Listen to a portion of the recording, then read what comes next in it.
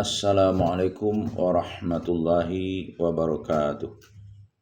Innal hamdalillah nahmaduhu wa nasta'inuhu wa nastaghfiruh wa na'udzu billahi min shururi anfusina wa min sayyiati a'malina. May yahdihillahu fala mudhillalah wa may yudlil fala hadiyalah. Asyhadu an la ilaha illallah wa asyhadu anna Muhammadan abduhu wa rasuluhu la nabiyya ba'd. Allahumma salli wa sallim ala hadzal nabiyil karim Muhammadin sallallahu alaihi wasallam wa ala alihi wa ashabihi ajmain. Bapak-bapak, ibu-ibu yang saya hormati serta generasi muda yang saya sayangi, baiklah pada kesempatan yang berbahagia ini kita akan melanjutkan membaca buku Tafsir Al-Azhar yang disusun oleh Profesor Dr. Hamka. Yang pada kesempatan ini kita akan membacakan ayat 81 sampai dengan ayat 85 pada surat Ali Imran, masih pada juz yang ketiga. A'udzu billahi minasy syaithanir rajim. Bismillahirrahmanirrahim. Wa idz akhadha Allahu mitsaqan nabiyyina lama ataitukum min kitabin wa hikmatin thumma ja'akum rasulun musaddiqun lima ma'akum latu'minunna bihi wa latansurunnah. Qala a'aqrartum wa akhadhtum ala dhalikum isri? Qalu aqrarna. Qala fashhadu wa ana ma'akum minasyahidin. Faman tawalla ba'da dhalika fa ulaika humul fasiqun. Afa ghaira dinillahi yabghuna wa lahu aslama man fis samawati wal ardi taw'an wa karhan wa ilayhi yurja'un. Qul amanna billahi wa ma unzila alaina wa ma unzila ala Ibrahim wa Ismaila wa Ishaqa wa Ya'quba wal asbati wa ma utiya Musa wa Isa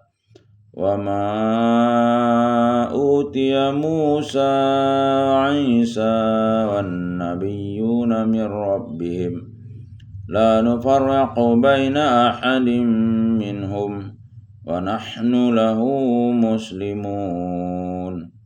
Wa man yabtaghi ghairal islami dinan falan yuqbala minhu wa huwa fil akhirati minal khasirin. Ayat 81. Dan ingatlah tatkala Allah mengadakan perjanjian dengan nabi-nabi, jika datang kepada kamu kitab dan hikmat, kemudian datang pula kepada kamu seorang rasul yang membenarkan apa yang ada pada kamu, bahwa kamu akan sungguh-sungguh percaya kepadanya dan sungguh-sungguh akan membelanya. Dia bertanya, sudahkah kamu berikrar dan kamu terima perjanjianku itu? Mereka menjawab, kami telah berikrar. Berfirmanlah dia, maka saksikanlah olehmu dan aku pun bersama-sama dengan kamu dari golongan yang menyaksikan. 82. Maka barang siapa yang berpaling sesudah yang demikian itu, maka itulah mereka yang fasik. 83. Apakah yang lain dari agama Allah yang mereka kehendaki? Padahal kepadanya lah menyerah apa-apa yang ada di semua langit dan bumi, dan dengan suka sendiri atau dengan terpaksa, dan kepadanya lah mereka akan dikembalikan. 84. Katakanlah, kami percaya kepada Allah dan apa yang diturunkan kepada kami dan apa yang diturunkan kepada Ibrahim dan Ismail dan Ishak dan Yakub dan anak cucu, dan apa yang diberikan kepada Musa dan Isa dan nabi-nabi dari Tuhan mereka. Tidaklah kami memperbedakan di antara seseorang pun dari mereka itu, dan kami kepadanya lah kami menyerah. 85. Dan barang siapa yang menginginkan selain dari Islam menjadi agama, maka sekali-kali tidaklah akan diterima daripadanya, dan dia pada hari akhirat adalah seorang dari orang-orang yang rugi. Ikrar nabi-nabi. Dari ayat yang telah lalu kita diberi pengertian bahwasanya seorang manusia yang diutus Allah menjadi rasul adalah bertujuan memberikan tuntunan bagi manusia supaya taat kepada Allah yang esa. Dan tidak seorang pun yang manusia menjadi nabi mengajak manusia supaya menyembah kepada dirinya. Kemudian dalam ayat yang akan kita tafsirkan ini diterangkan pula tentang nabi yang terakhir, penutup dari segala nubuat dan risalah itu. Hendaklah mereka memperingatkan kepada manusia-manusia yang mereka datangi supaya bersedia menerima kedatangan Rasul itu. Dan ingatlah tatkala Allah mengadakan perjanjian dengan nabi-nabi, jika datang kepada kamu kitab dan hikmat, kemudian datang pula kepada kamu seorang Rasul yang membenarkan apa yang ada pada kamu, bahwa kamu akan sungguh-sungguh percaya kepadanya dan sungguh-sungguh akan membelanya. Pangkal ayat 81. Pangkal ayat ini menjelaskan bahwa nabi-nabi yang dahulu itu senantiasa diberitahu oleh Allah bahwa kemudian akan datang pula seorang rasul lagi, rasul penutup. Menurut penafsiran daripada Sa'ad bin Jubair dan Qatadah dan Taus dan Al-Hasan dan As-Suddi, perjanjian di antara nabi-nabi dengan Tuhan Allah itu ialah supaya yang setengah membenarkan dan mengakui yang setengahnya lagi dengan iman. Alhasil ialah bahwa Allah mengambil janji dengan nabi-nabi yang terlebih dahulu datang, supaya dia pun beriman kepada nabi yang akan datang kemudian dan membelanya. Di dalam ayat ini disebutkan datang kepada kamu padahal Muhammad SAW belumlah datang pada masa nabi-nabi itu. Maka yang menjadi maksud daripada sabda Tuhan ialah bahwa meskipun di waktu mereka hidup Muhammad belum lahir ke dunia, namun isi pokok dari ajaran yang akan dibawanya tidaklah berbeda dengan ajaran yang mereka bawa, bahkan membenarkan ajaran itu, sama-sama mengusahakan kepercayaan kepada Allah yang satu, sehingga jika dimisalkan beliau datang pada waktu itu, maka pokok ajaran hanya satu jua. Tetapi kelebihan dari ajaran Muhammad itu ialah bahwa yang dibawanya adalah penyempurnaan dan perlengkapan. Hal ini dibuktikan oleh sebuah hadis yang diriwayatkan oleh Abu Ya'la daripada Jarir radhiyallahu an, bahwa Rasulullah SAW pernah berkata, "Wallahi law kana Musa hayyan baina azhurikum ma halla lahu illa ayattabi'ani."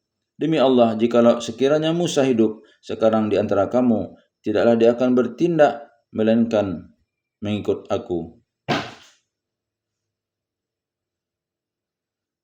Oleh sebab itu, maka perjanjian rasul-rasul atau nabi-nabi dengan Tuhan itu dapat dikatakan terbagi kepada dua tingkat.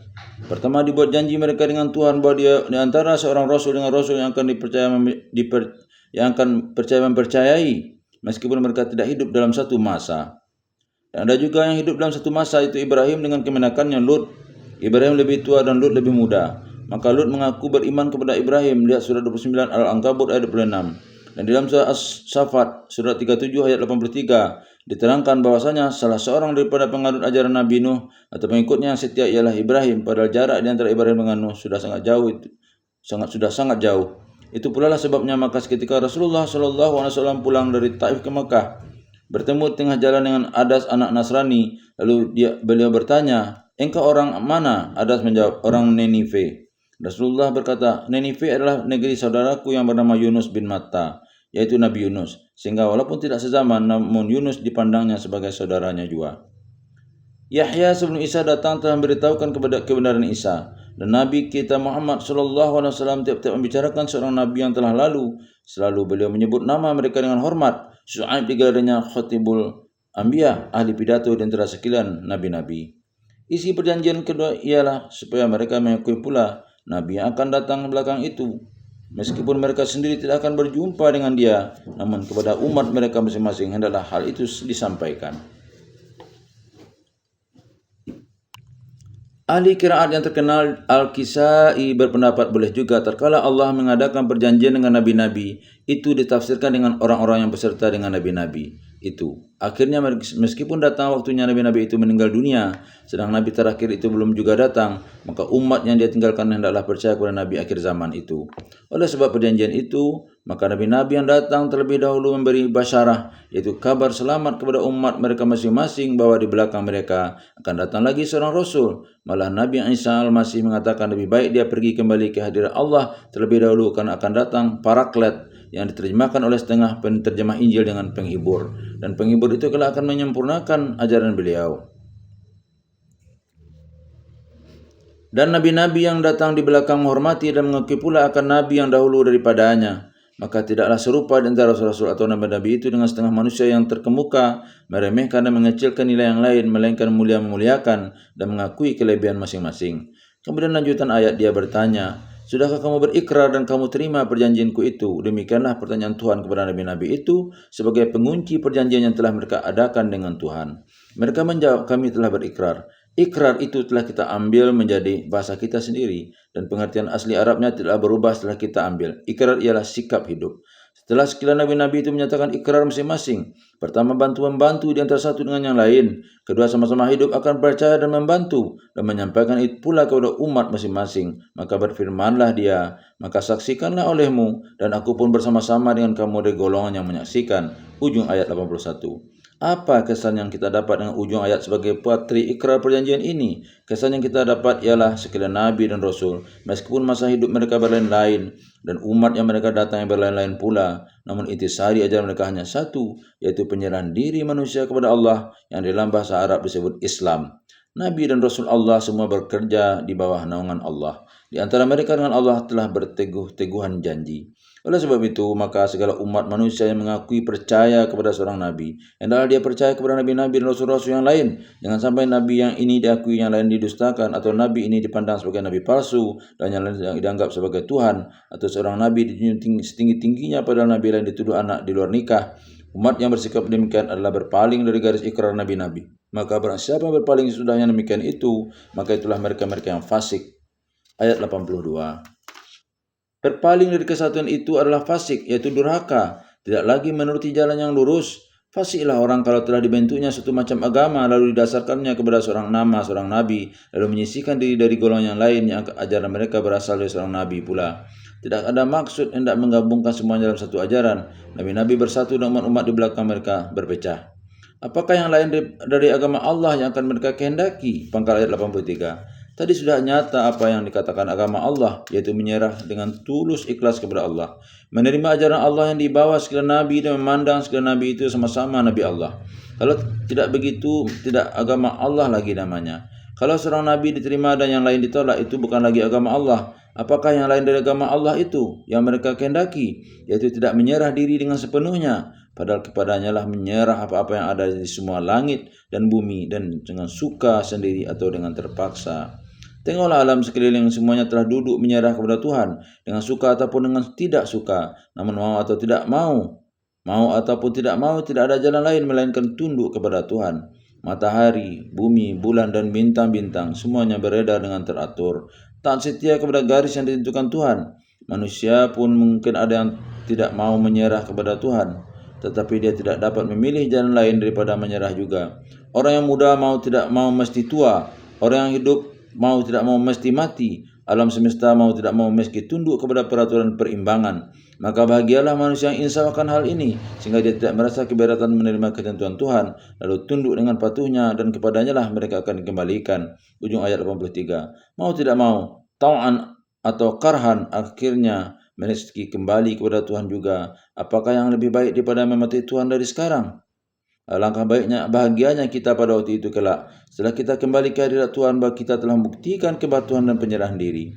Matahari dan bulan menyerah kepada Allah, demikian pun alam cakrawala dengan taat dan suka. Setengah manusia pun demikian pula. Setengahnya oleh karena memikirkan maksud Islam itu dengan sedalam-dalamnya, masuklah mereka ke dalamnya dengan keinsafan sebenar-benarnya, itulah ta'an. Tetapi setengahnya lagi berperang perasaan hati dengan kepentingan diri sendiri atau kedudukan, sebagai Raja Heraklius yang telah mengakui Islam, mengakui bahwa itu memang sebenar-benar agama, tetapi keadaan atau suasana tidak mengizinkan, sebab itu berat sangat dia masuk Islam, maka bersikaplah dia karhan. Selalulah sikap mereka mendustai diri sendiri.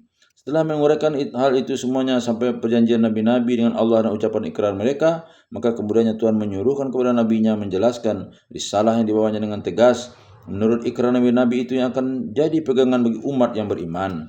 Katakanlah, kami percaya kepada Allah dan apa yang diturunkan kepada kami, dan apa yang diturunkan kepada Ibrahim dan Ismail dan Ishak dan Yakub dan anak cucu. Pangkal ayat 84. Yang diturunkan kepada beliau-beliau itu ialah berupa wahyu dan hikmat. Isi ajarannya tetap satu, yaitu menolak segala penyembahan kepada selain Allah seumpama berhala, dan apa yang diberikan kepada Musa dan Isa dan nabi-nabi dari Tuhan mereka. Musa diberi kitab Taurat dan Isa diberi kitab Injil. Nabi-nabi yang lain pun ada pula yang diberikan kepada mereka wahyu dan zabur, seumpama yang diterima Daud. Semuanya itu kami terima, kami junjung tinggi, dan tidak kami berpilih kasih. Sebab itu semuanya hanya bermaksud satu, yaitu menyerahkan diri kepada Allah, tidak kepada yang lain. Tidaklah kami membeda-bedakan di antara seorang pun dari mereka itu, sehingga bagi kami segala nabi itu adalah nabi kami. Segala ajaran mereka yang asli adalah pegangan kami. Tidak ada nabi atau rasul yang sangat lebih kami hormati dan kurang kami hormati, atau seorang rasul kami katakan palsu, atau seorang lain dikatakan anak Allah atau Allah yang menjelma. Tidak begitu. Nabi bagi kami adalah sama mulianya, sama tugas kewajibannya, dan sama jasanya, dan sama mendapat kepercayaan dan dipilih oleh Allah, mujtab dan mustafa, dan kami kepadanya lah kami menyerah.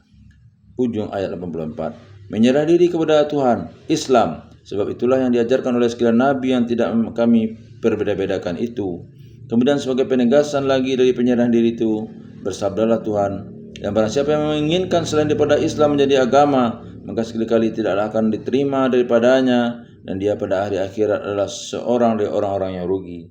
Ayat 85. Berulang telah diterangkan bahwasanya agama yang sebenar-benarnya agama ialah menyerah diri kepada Allah, tidak bercabang kepada yang lain. Maka sekalian mereka yang telah sampai kepada taraf penyerahan diri kepada Allah, walaupun dia bangsa apa, dalam saat penyerahan dirinya itu dia telah mencapai Islam. Berjalan selangkah lagi sebagai akibat daripada penyerahan diri kepada Tuhan. Percayalah kepada sekian Rasulnya, dan dengan sendirinya percaya kepada risalah wahyu yang mereka bawa. Sebab itu dapatlah kita fahami kalau pujangga Jerman besar yaitu Goethe yang berkata, kalau ini yang Islam, mengapa aku tidak dimasukkan ke dalam golongannya? Oleh sebab itu, bolehlah dikatakan bahwasanya Islam itu adalah persatuan umat manusia dalam penyerahan diri kepada Tuhan. Islam dalam hakikat aslinya tidaklah mengenal perbedaan kulit atau perbedaan keturunan, dan tidak mengenal benar atau salah. Dia adalah golonganku. Kerap kali terdengar anjuran hendak mencari jalan persatuan seluruh agama. H.G. Wells, pujangga Inggris, pernah menganjurkan ini. Bahkan di India, orang mendirikan gerakan teosofi dengan maksud hendak mempersatukan agama-agama juga. Bahkan yang paling lucu adalah pengikut kaum Bahai. Mereka tinggalkan Islam agama mereka yang asli, lalu mereka tambah satu lagi, mereka namai agama Bahai, untuk mempersatukan segala agama. Setiap timbul gerakan persatuan agama yang baru, dia pun tumbuh sebagai agama yang berdiri sendiri. Padahal kalau diperhatikan Islam ini dengan seksama, inilah dia hakikat persatuan agama. Hasil pekerjaan mereka tidaklah lebih daripada yang telah diajarkan oleh Islam. Tetapi kalau Islam telah dijadikan oleh umat yang menampung dan memakainya menjadi golongan sendiri pula, karena terlepas dari mengambil pimpinan Allah dan Rasul, tentulah mereka ini menjadi golongan sendiri pula sebagai Yahudi dan Nasrani tadi. Islam yang begini pun sama-sama diajak kepada Islam yang sebenarnya, penyerahan diri kepada Allah. Maka segala orang yang tidak lagi langsung menyerahkan diri kepada Allah, meskipun dia memakai nama Islam, padahal dia jauh daripada penyerahan diri kepada Allah, mungkin akan lebih parah kerugiannya di akhirat, sebab dipakainya nama Islam padahal dia musyrik. Berpuluh tahun lamanya beberapa orientalis barat mencoba lebih memasukkan Islam dengan nama lain, yaitu Muhammadanism atau agama Muhammad. Mungkin karena mereka telah tahu bahwa hakikat Islam yang dipeluk oleh umat muslim ini memang begini murni. Tetapi percobaan itu akhirnya gagal juga, sebab kebenaran tidak dapat ditutup-tutup. Sekarang telah banyak disebut Islamologi. Dari sabda Tuhan pada ayat ini bahwasanya barang siapa yang memilih atau mengingini suatu agama selain Islam, sekali-kali tidaklah Allah akan sudi menerimanya. Kita pun mendapat kesan bahwa seorang yang beragama tidak dengan perantaraan, belum dia beragama. Mungkin seorang mengerjakan rukun-rukun agama dan syariat agama, dia solat 5 waktu, tetapi tidak menyadari akan kepenyerahan itu, maka agamanya hanyalah semata-mata gerak-gerik yang mati. Dalam hal ini sama saja orang yang mengerjakan solat secara Kristen dengan sembahyang solat secara Islam. Agama tidak boleh dijadikan alat untuk mencapai kepentingan duniawi atau semacam mitos kebangsaan. Agama seperti ini hanya akan membawa kepada bertambah gelapnya jiwa, bertambah timbulnya fanatik golongan. Orang yang seperti ini telah rugi di dunia karena dia memencilkan diri atau isolasi dari kemanusiaan seluruhnya. Kalau di dunia dia telah rugi, niscaya di akhirat dia akan lebih rugi. Agama Islam yang kita peluk ini mementingkan dua hal yang tidak boleh cerai tanggal. Pertama ialah membersihkan batin dari pengaruh yang lain, tulus dan ikhlas dan tawakal, itulah dia Islam. Kemudian itu hati yang telah bersih tadi selalu dipupuk dengan mengerjakan ibadat kepada Allah. Lantaran itu maka ibadat timbul dari kesadaran diri bahwa hubungan dengan Allah tidak boleh putus untuk selama-lamanya. Itulah sebabnya maka setengah ulama Ahlus Sunnah berpendapat bahwasanya di antara iman atau kepercayaan dengan Islam atau penyerahan itu pada hakikatnya hanyalah satu. Mengaku beriman padahal tidak mengerjakan ibadah, tunggang-tungging salat padahal iman kosong. Mungkin imannya itu hanya iman pusaka, atau iman karena pergaulan, atau iman hafalan. Iman dan Islam adalah ibarat pohon kayu besar yang mempunyai teras dan pengubar. Terasnya iman dan pengubarnya Islam. Lahirnya Islam, batinnya iman. Oleh sebab itu pula, jika ada orang yang telah merasai dalam batinnya ketundukan kepada Tuhan, kepercayaan kepada Allah, di saat itu dia telah mulai tiba di pintu gerbang Islam, tetapi belum masuk ke dalam gedungnya. Dimaknakan pula dari segi lain di dalam memahamkan arti dan maksud iman dan Islam. Adapun Islam telah masuk ke dalam damai atau asilmi sesudah berperang dalam batin di antara iya dan tidak. Terjadi damai dalam jiwa, maka timbullah rasa selamat karena terlepas daripada keraguan-raguan. Lalu menyerahlah kepada keputusan kebenaran, dan iman ialah membenarkan dengan hati. Di dalam Al-Quran selalu disebut iman dan Islam. Iman yang khusus menurut Al-Quran ialah jalan dan kelepasan daripada kufur dan selamat di akhirat. Dan Islam dalam makna yang khas ialah agama yang diterima di sisi Allah. Yang pertama ialah mentasdikkan atau mengakui akan keesaan Allah, disempurnakan dengan tuntunan wahyu dan percaya kepada Rasul-Rasul dan hari akhirat. Sehingga kepercayaan itu mempengaruhi kepada sikap hidup, pandangan hidup, dan kemauan yang berakhir dengan timbulnya amal soleh. Yang kedua ialah ibadat yang ikhlas kepada Allah dalam tauhid dan patuh setia kepada tuntunan yang diberikan oleh Rasul-Rasul Tuhan. Menelik ini jadi kenyataanlah bahwasanya intisari ajaran Rasul hanyalah satu, yaitu Islam itu. Tidak ada Rasul yang membawa agama sendiri di luar Islam. Syariat bisa berubah karena perubahan zaman, tetapi akidah tidak akan berubah. Sudah menjadi kenyataan bahwa dunia ini sekarang ada umat yang disebut umat Islam. Umat ini adalah wadah belaka yang harus diisi dengan Islam yang sebenarnya itu.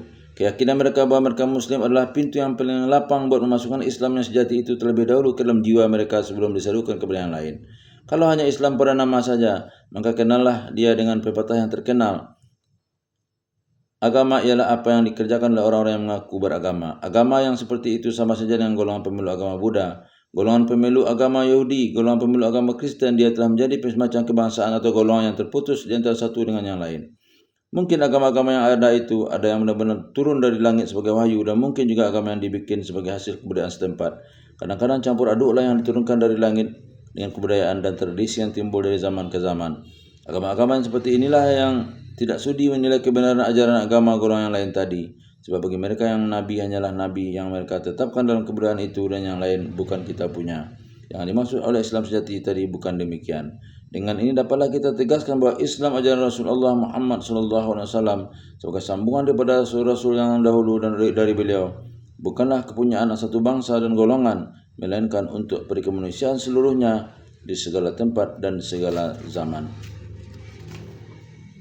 Billahi taufiq wal hidayah. Wassalamualaikum warahmatullahi wabarakatuh.